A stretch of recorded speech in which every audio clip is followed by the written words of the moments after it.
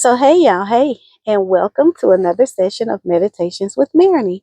So, today is Saturday, January the 3rd, 2026. And I decided to get out the house because I really haven't been many places. And honestly, I broke my glasses, guys, back I think in October, my original pair of glasses, and I've been wearing my backup pair.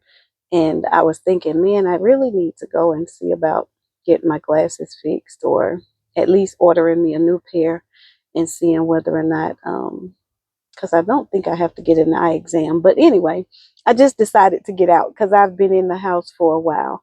And I wanted to kind of just come on and talk about a conversation, um, a video that I watched and just a conversation that I think is needed to be had in the arena of dating and getting to know someone. And one of the things that I find with people that are single is that they don't take the time to really get to know people, or they don't go places in order to be able to get to know them. So if we spend most of our time at home, or we spend most of our time, let's say, at work and then home, then the opportunity or the option for you to meet someone is going to be very small. It's going to be slim. It's not going to be where you're going to have a lot of options. And then the other component is that car was driving on the wrong side of the road. The other component is if we do meet someone, like I did a video, I guess about a week or so ago, about flexibility. Like, how flexible are you with your lifestyle? Because in this age bracket, pretty much we have life set for how we're going to be, how we want to respond, and what we're planning to do with someone. How flexible are you?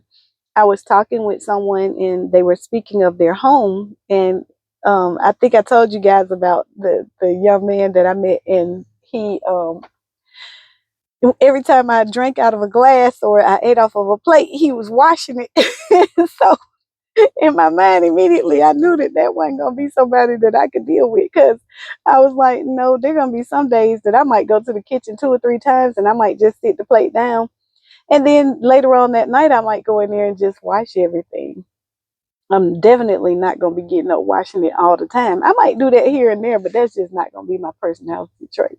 And so, I was talking with someone, and if your thought process is that everything in your house has to remain the way that it is. And so for guys, I think I've talked about this before, but if you're looking and you say you want a wife, I've heard some guys tell me, I want a wife, and I have my own house already, and I got this. And remember, on one of the videos I talked about the young man where almost every room in his house was filled. He had one room that did not have anything in it. And he was telling me he hadn't decided what he was going to put in that room. And again, we weren't close enough for me to have the conversation with him. But in my mind, as a woman who would be interested in perhaps moving forward in that relationship with him, and I'm not saying that I am, I'm saying that if I were, I would wonder, where would I fit into his life in that particular situation? Because if every room in his house is already filled, then there's no place for me. Sorry, guys, somebody's alarm is going off. I saw them walk in, but I don't know if they're walking back out.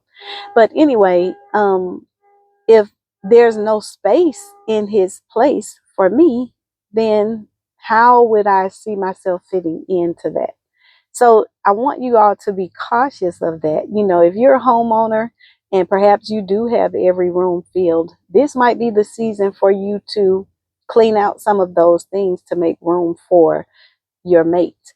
Um, Also, looking at what options would be available. Like, are we going to live in this particular place, or are we going to move to that particular place? Do we rent this property out and we keep this property? What's the most feasible component? Do we have one where the mortgage is less than the other one? Do we have one that maybe the interest rate was higher and we might need to refinance to make sure that we're in a position where it's best suitable for us as a married couple? Like, just thinking about those components. But for those of us that say that we want relationship and we want companionship, we must look at making room for someone to come into our lives. We must look at the fact that we want to assure that we are given the opportunity for our mate to feel welcomed in our life. Just because we have a house does not make it a home. Just because we have a car doesn't make it a vehicle that is viable for our mate. So just think about those components of ways that you could do to make things more accessible and more welcoming for your mate. If it's someone that you say that you feel that you want to spend more quality time with and you want to involve them in your life, how then will you make room for that person? And my friend and I, we tease about it now because we've moved more into just a friendship component. But I was like, bruh, I would never be able to fit what you need, because I'm not gonna never be able to keep my house as immaculate as you do. And when I say everything had its own little space, and every time I used the glass, he was wiping it down and washing it. That ain't gonna happen. Never for me.